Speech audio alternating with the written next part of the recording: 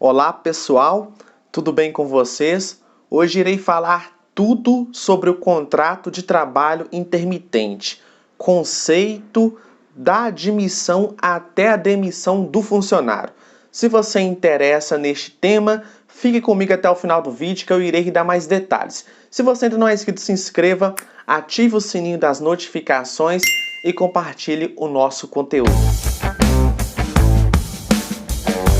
Para você que está chegando aqui agora no nosso canal, eu sempre abordo dicas trabalhistas e temas trabalhistas justamente para manter vocês empregados, amparados nas leis e nas regras trabalhistas e vocês empresários amparados quanto à aplicação das regras e do direito do trabalho. Quanto ao nosso tema, eu irei falar sobre os empregados intermitentes. É um tema bem discutido e são várias as dúvidas.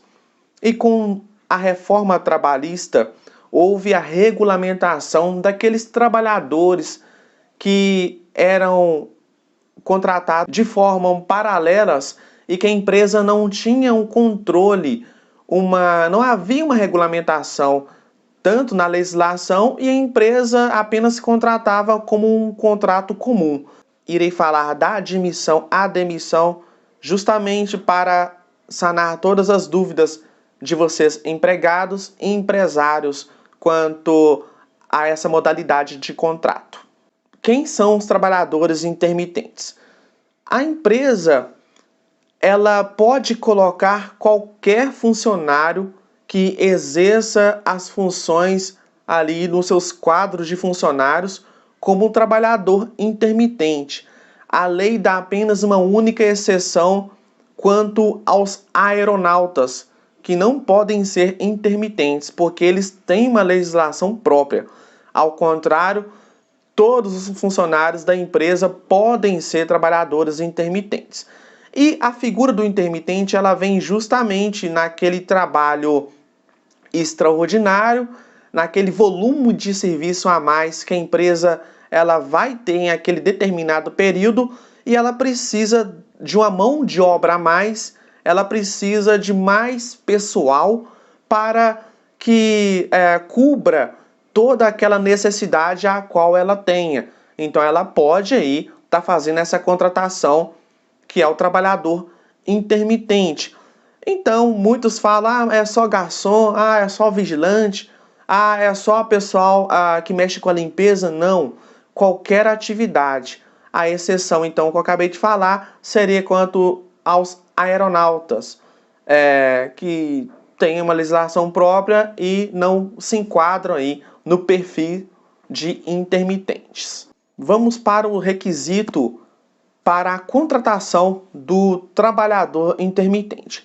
O requisito seria basicamente quase igual de um trabalhador comum, que é a carteira de trabalho assinada e deve ser feito um contrato por escrito.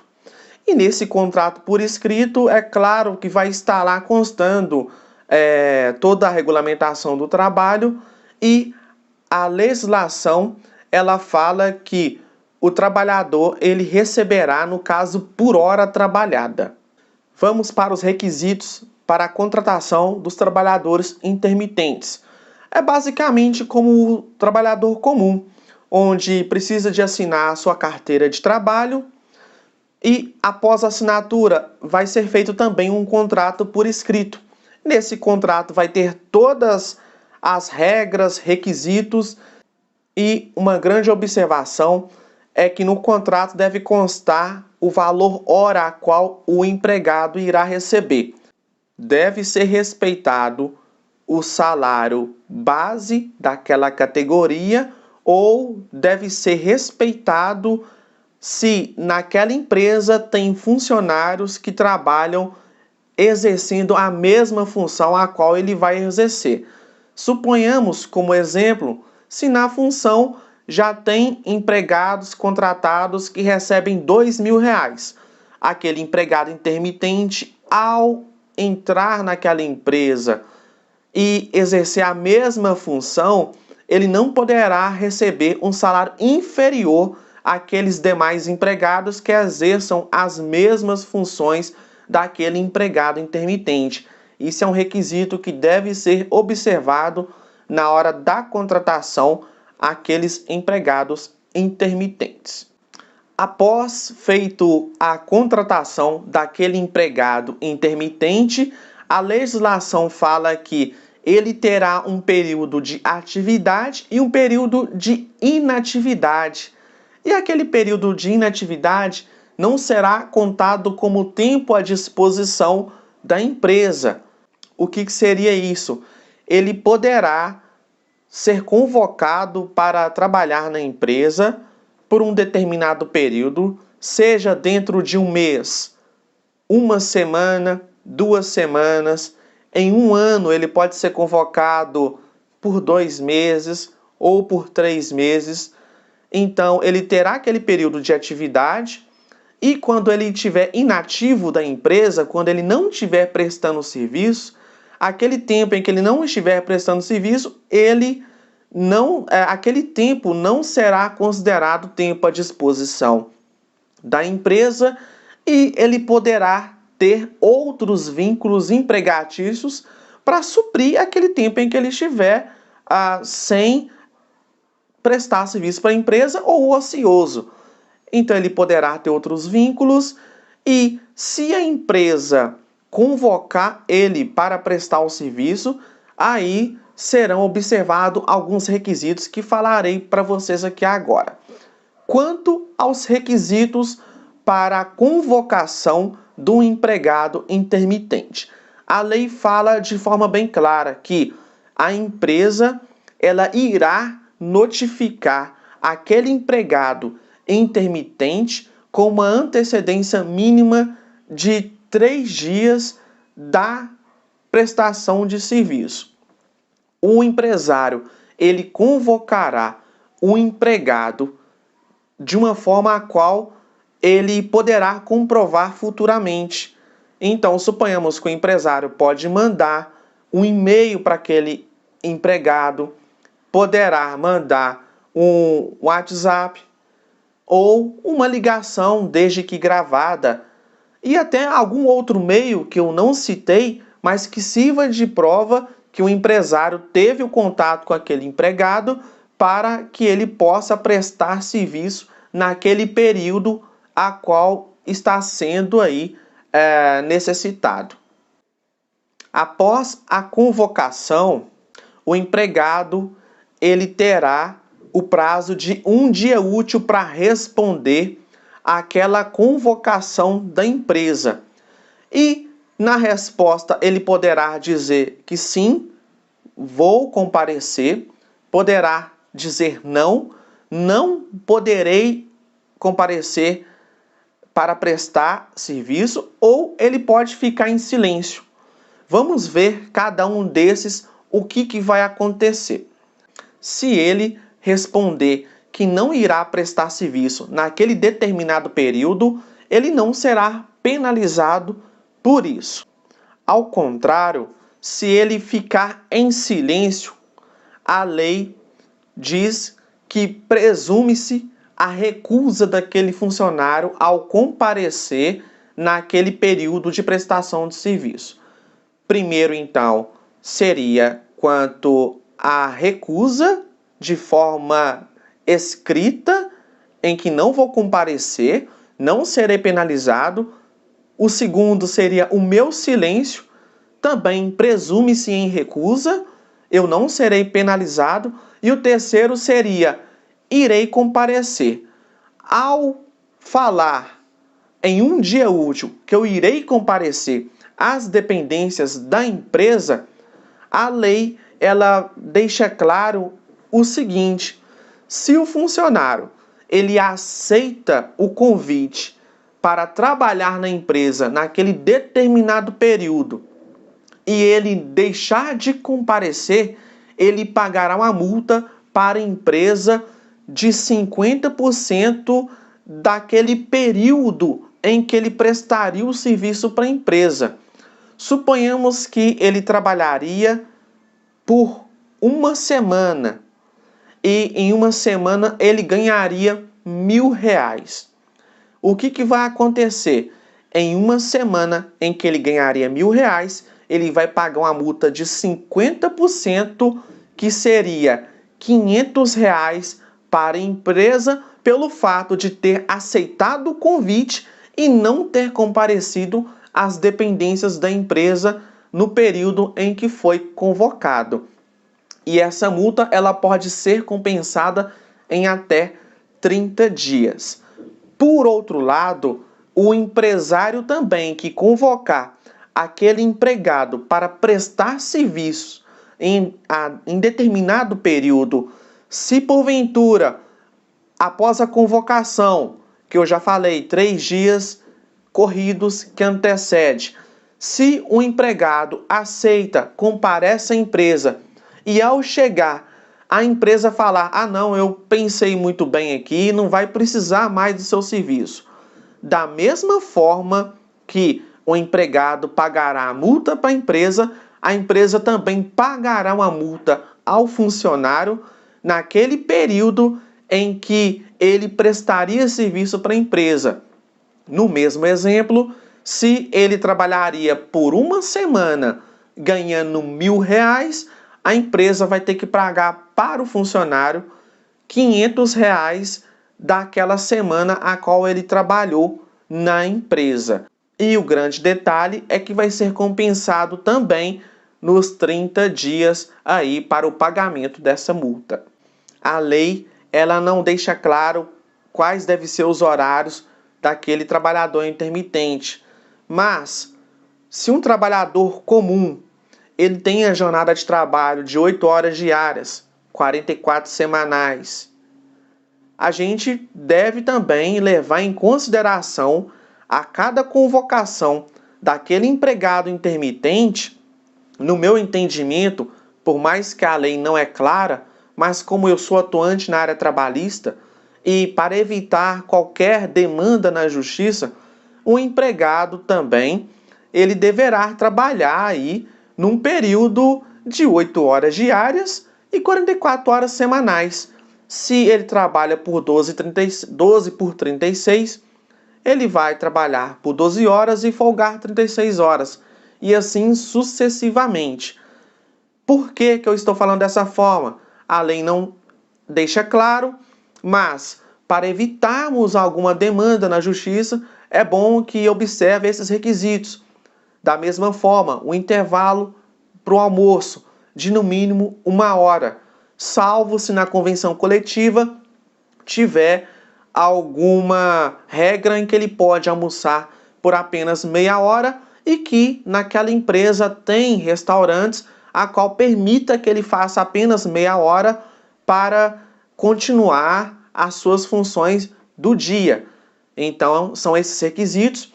E se porventura precisar de fazer horas extras naquele dia, também deve ser bem regulamentado. Após as 8 horas, ele pode exceder apenas mais 2 horas para as horas extras. Isso também deve ficar claro porque é um empregado intermitente, mas, por analogia, podemos falar que a sua jornada de trabalho ela tem que observar os parâmetros do empregado comum, até porque ele tem carteira assinada. E o grande detalhe, por mais que o intermitente, repito, ele não tem jornada fixa, mas naquele período de prestação de serviço, ele não é um empregado sem lei, sem regras. A lei é omissa, mas na omissão a gente aplica por analogia o que fala do empregado comum, até porque ele tem também carteira assinada. Tá bom, pessoal? Isso deve ficar claro para que um empregador, ao contratar um empregado, não deixe ele trabalhando por 24 horas direto, sem nenhuma regra, sem norma. Então, fica aí essas observações. Quanto à remuneração, ele vai receber de forma imediata a cada prestação de serviço. E no seu contra-cheque ou na sua folha de pagamento vai constar a remuneração do empregado, o 13º de forma proporcional as férias mais um terço de forma proporcional. Vai constar também os adicionais legais que porventura também tiver direito àquele empregado de forma proporcional àquele tempo em que ele prestou o serviço. Isso tudo tem que deixar claro no seu contra-cheque para que não pairam dúvidas que além da remuneração vai ter todas as outras verbas também de forma proporcionais a cada prestação de serviço do contrato de trabalho, que inclusive inclui também o descanso semanal remunerado daquele empregado. Quanto às férias, o empregado ele tem o direito de tirar férias a cada 12 meses de trabalho por um período de 30 dias. Ao contrário do empregado comum, que ao tirar férias ele vai receber de forma antecipada aquele valor das férias, a qual ele não prestará serviço, o empregado intermitente, como ele já recebeu de forma proporcional a cada prestação de serviço, quando completar 12 meses em que ele terá um período de 30 dias de férias, ele, além de não receber, ele ficará sem prestar serviço para a empresa por 30 dias. É como se ele não fosse convocado em 30 dias. A empresa é proibida de convocá-lo naquele período de 30 dias que compreende as férias dele e, ao contrário do empregado comum, ele não receberá nenhum valor por deixar de ser convocado, porque entende-se que ele está de férias naquele período de 30 dias. Quanto ao seu FGTS e INSS, é recolhido de forma mensal pela empresa como qualquer outro trabalhador comum. Quanto à rescisão do contrato de trabalho do intermitente, por mais que a lei não deixe clara o que deve ser aplicado ao intermitente, nós iremos utilizar por analogia o que é um empregado comum, quanto a sua demissão for por justa causa ou sem justa causa do empregado. Vamos colocar que a empresa demitiu aquele funcionário sem justa causa. Quanto a essa demissão, no empregado comum, ele vai ter direito a todas as verbas rescisórias, inclusive a multa sobre o FGTS. Agora, quanto ao empregado intermitente, ele vai ser feito um cálculo da média de remuneração das prestações de serviço dos últimos 12 meses e vai ser calculado a média do seu aviso prévio.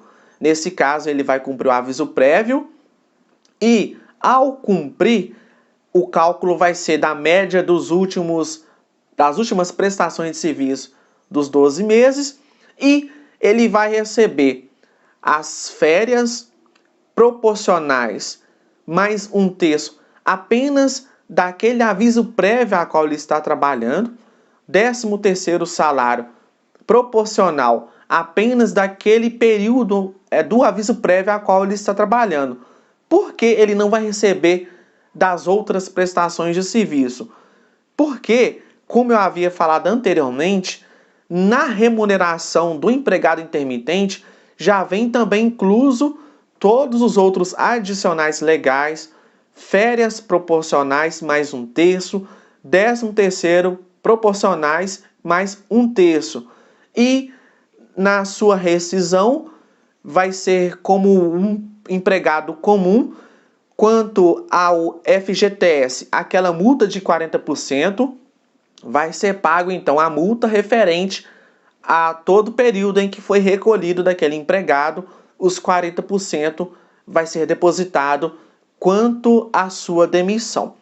Por outro lado, se foi o empregado que pediu demissão, nesse caso, quando ele pede a demissão, o empregado comum ele vai receber apenas aqueles dias trabalhados e vai receber 13º, férias, mais um terço proporcionais àquele período em que ele teria aí o direito.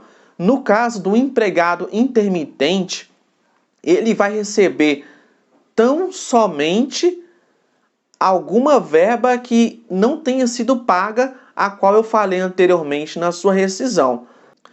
E ainda, em tese, ele teria que trabalhar os 30 dias, como aviso prévio, como foi ele que pediu, para ser demitido. Aí a lei fala uma grande situação, que nesse período do aviso prévio, a empresa poderá convocar aquele empregado para prestar serviço, como não.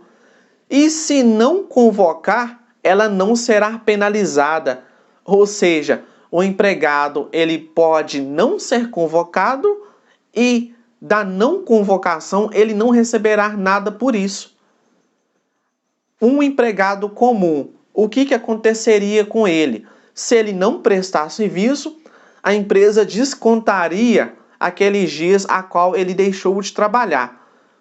Ao empregado intermitente, aconteceria a mesma coisa, mas uma sugestão que eu dou a vocês, se não tem a prestação de serviço naquele período, porque não tem uma convocação e a empresa iria descontar aquele tempo, eu sugiro não descontar, até para evitar alguma demanda na justiça por conta aí desse desconto a qual o empregado sofreu naquele período onde ele pediu a demissão e não trabalhou naquele período em que ele teria que cumprir o seu aviso prévio.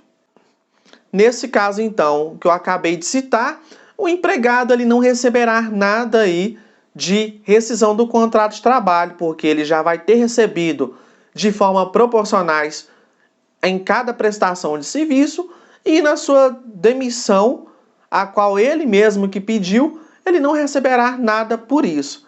Tá bom, pessoal? Ele só receberia se porventura a empresa o convocasse e ele prestasse serviço naquele período a qual a empresa convocou. Quanto ao seguro-desemprego, havia uma medida provisória 808 de 2017, a qual falava que o empregado intermitente não tem direito a seguro-desemprego.